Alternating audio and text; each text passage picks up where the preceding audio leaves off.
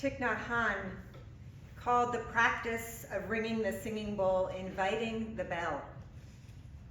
He said the bell is like the voice of the Buddha, calling us to wake up. We are here, he said, to awaken from the illusion of our separateness. That is both the path and the destination for Buddhists. Some of you know that before I was a Unitarian Universalist, I was a Buddhist. Before that, I was an atheist. And before that, before I knew or cared about such categories, I was a mystic.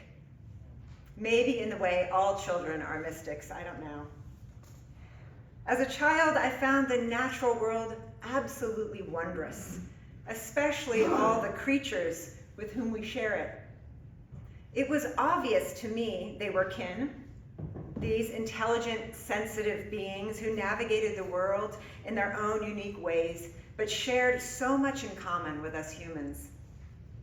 It was obvious we all shared what I now call the spirit of life, that spark of aliveness, pulsing, rippling, flowing through the world in an endless variety of forms. So I was shocked to learn over and over again as I learned that not everyone saw this or cared. Adults in particular. They didn't seem fazed by the suffering we humans caused so many other creatures. I couldn't understand it. I found it disturbing, frightening even. Why couldn't more people see that other creatures are alive and aware and want to keep living, like us? That they work hard to stay alive and keep their young alive, like us? That they feel pain and experience pleasure? That they have their own ways of communicating? Like us, they fight and cause harm, even kill. And like us, they eventually die. If I was around when a creature died, I always gave them a proper funeral. A grave lined with soft leaves and grass, food just in case, flower petals, and a grave marker. I performed burials for mice, songbirds, gophers, squirrels, and of course for our beloved pets. No wonder our trees bore so much fruit. Their roots were well nourished physically and spiritually. I wasn't nearly as smart or brave as Greta Thunberg, the young climate activist from Sweden, but I see my young self in her. She speaks for so many kids who see the truth and are appalled that the adults don't or won't. Greta speaks for all of us, for the wisdom and compassion I believe we are born with, but are gradually conditioned to override or put to sleep. But how many are listening, really, to Greta and others like her, listening in the way it takes to truly awaken to the truth of interdependence and what it means for our living? Please call me by my true names so I can wake up. Look deeply, Thich Nhat Hanh said. Pay attention. Be fully present to what's happening each moment, and you will arrive at truths below the surface of things. You will notice how everything is always changing, flowing into and out of everything else. Notice the caterpillar eating the flower, the frog feeding the snake, the way we share breath, how vibrations resonate through us all, how we all suffer and want to be happy. When we pay attention, we can arrive at the deeper truths of existence. This is what Buddhists mean when they talk about awakening. Awakening to our true nature, which is the nature of all things. And then, because it's hard to sustain that insight, continuing to practice awakening over and over again so we can live in that awareness more and more of the time. Of course, Buddhists aren't the only ones to realize that separation is an illusion that causes great suffering. All mystical traditions might be said to share the same basic insight. Modern science confirms it too. Albert Einstein famously said, "A human being is a part of the whole, called by us universe, a part limited in time and space." He experiences himself, his thoughts and his feelings as something separated from the rest, a kind of optical delusion of his consciousness. This delusion is a kind of prison for us, restricting us to our personal desires and to affection for a few persons closest to us. Einstein continues, "Our task must be to free ourselves from this prison by widening our circle of compassion, to embrace all living creatures and the whole of nature in its beauty." We are many and we are one. It is easy for us to see the many. It's harder for us to see how we are one. Once we're conditioned to experience separation instead of connection, we have to work a bit to remember and re-experience our connectedness. It takes practice, and I believe for us today, it's the most important spiritual practice we can possibly do, however it looks for us. Please call me by my true names, so I can feel how the rhythm of my heart is the birth and death of all that are alive. Our Unitarian Universalist faith values both the inherent worth and dignity of the individual and the interconnected web of which we are part. For much of our history, however, we have prioritized individual freedom over collective well-being.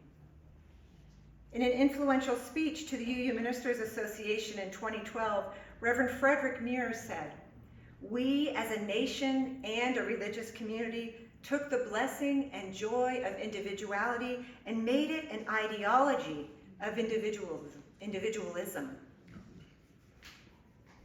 As a movement, we have emphasized the freedom and autonomy of the individual congregation over the shared covenant and connections we have through our national, state, and regional networks. UU congregations themselves often function as collections of individuals rather than as religious communities sharing a common vision, mission, and purpose in the world. The result is a tendency to silo, to disconnect from larger networks of meaning, solidarity, and support. In this time of religious disaffiliation and social fragmentation, this doesn't bode well for our flourishing, my friends. Siloing is the opposite of what we need to be doing. But individualism is not the entirety of our tradition. Even before the 1985 adoption of the seventh principle, naming respect for the interdependent web, our universalist side has always had a more collective theology and practice. Theologically, the centrality of a loving God in universalism invites us to see all people as beloved, all people as kin. The belief in a divine love so strong it will never let any of us go, no one abandoned, no one left behind. For Universalists, love is the glue that holds us together in the web of life. That's why love is at the center of the new proposed revisions for the principles and purposes, right under interdependence, you will notice. Universalism teaches that every single one of us shares the same source and the same destiny, that the only true salvation is collective salvation, that the only hells that exist are the ones we humans create here on earth. And that's why it is our shared work to transform the world through acts of love. Please call me by my true names, so I can hear all our cries and laughter at once. so that I can see that our joy and pain are one. From a universalist perspective, calling each other by our true names might entail seeing each other through the eyes of an infinite, boundless love that refuses to separate, divide, dehumanize, or banish. Or it might mean seeing the spirit of love inside every being we meet and greeting each one with recognition, beloved. Even when we are angry or encounter someone who has caused harm, our universalist faith challenges us to this practice. Different, but not so very different perhaps from Thich Nhat Hanh's practice of seeing ourselves in every being we meet. Acknowledging our true names is an incredibly challenging practice, and I know of nothing more spiritually transformative. About 10 years ago, I spent a day at San Quentin State Prison with my Buddhist chaplaincy class. We were guests of Jacques Verdun, a meditation teacher and therapist who founded a transformative healing and accountability program for incarcerated men in California. That day at San Quentin changed my life, and I do not say that lightly. When you practice seeing yourself and those you have been conditioned to see as other, it changes you. It wakes you up. The men I sat with that day had done terrible things. Most, if not all, had learned violence at a very early age. All had committed serious acts of violence, and they were locked inside a violent institution, most of them for life. And they were working to be peacemakers. Prisons are designed to separate and dehumanize. I had never been inside one before. So when I closed my eyes in meditation that morning, sitting on a cold metal chair in a grim concrete chapel with men incarcerated for violent crime on either side of me, I was guarded and on edge. But over the course of the day, sitting with these men, listening to their stories, witnessing their pain, and watching them support and care for one another through it, my heart softened on its own, opening to the possibility of hope and healing. Not only for them and the people they harmed, but also for myself, for all of us. Because we all cause harm. We all do things we regret out of fear, anger, or ignorance, and we all participate in systems of violence. At the end of the morning meditation, we were invited to participate in a bowing ritual. The meditation teacher told us that this was a very important ritual for the incarcerated men, because in prison they are reduced to the worst thing they have ever done, even if that was only a few moments of their life. We had the opportunity to communicate something different. So we chaplains stood inside the circle first, paired up with the men in blue. We looked into their eyes, bowed deeply, all the way down, and then looked into their faces once again as we rose. Then we moved to the next person and did it again, slowly making our way around the circle in silence. After we had bowed to each man in blue, we chaplains sat down, and the men in blue stood inside the circle facing us and bowed to each one of us in turn in the same way. Thich Nhat Hanh says that the ritual of bowing is a deep form of communication. It's a way of recognizing and honoring the Buddha, or the awakened nature in one another, of acknowledging our interdependence. The bowing ritual was very intimate and profound, as you might imagine. No walls, no bars, just human beings looking at one another in silence, acknowledging our true names, our shared nature. What was so transformative about that day, what was healing in some small but profound way, was that the incarcerated men got to see themselves in us chaplains, and we got to see ourselves in them. In some ways, as different as you could possibly be. In other ways, no different at all. Not separate, but connected through a shared humanity and through systems of violence, dehumanization, and inequity. Because make no mistake, the violence we participate in out here is directly connected to the violence that landed them in there. And until we can see that, none of us will be free. Please call me by my true names so I can wake up and so the door of my heart can be left open, the door of compassion.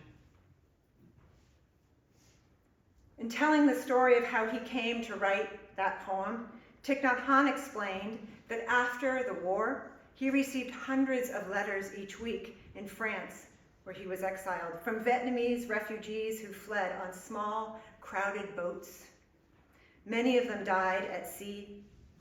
The letters were full of suffering. One letter particularly impacted him, a letter describing a young girl on a boat who had been raped by a Thai pirate and threw herself overboard to drown.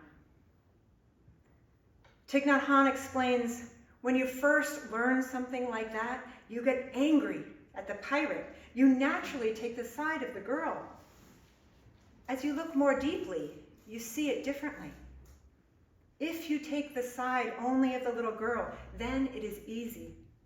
You only have to take a gun and shoot the pirate. But in my meditation, he said, I saw that if I had been born in the village of the pirate and raised in the same conditions as he was, I would now be the pirate. In my meditation, he continued, I saw that many babies are born along the Gulf of Siam, hundreds every day. And if we educators, social workers, politicians, and others do not do something about the situation, in 25 years, a number of them will become sea pirates. That is certain. If you or I were born today, he said, in those fishing villages, we might become sea pirates in 25 years. If you take a gun and shoot the pirate, you shoot all of us, because all of us are to some extent responsible for this state of affairs. And so he wrote the poem. I have so many names, he said. When I hear one of these names, I have to say, yes. My friends, we have so many names. Our lives are intertwined in countless ways with other people and places, other beings. But we are living in a time and place that wants us only to acknowledge one of them, or just a small number closest to us, those most like us. We are encouraged to build walls around those ones, to separate, disconnect, and turn inward as if somehow that will keep us safe and clean. But it won't. It will only lock us further into fear and division, inequity, violence, and ecological collapse. So my invitation to us is this. Can we see ourselves in each other, even when we are at our very worst? Can we acknowledge we're all in it together, whatever it is at any given time? Can we remind ourselves, even when we're hurting, angry, and afraid, maybe especially when we're hurting, angry, and afraid, of our many names? Flower, caterpillar, mayfly, bird, frog, snake, starving child, arms dealer, refugee, pirate, Democrat, Republican. And may this practice of acknowledging our interdependence start to transform us and through us.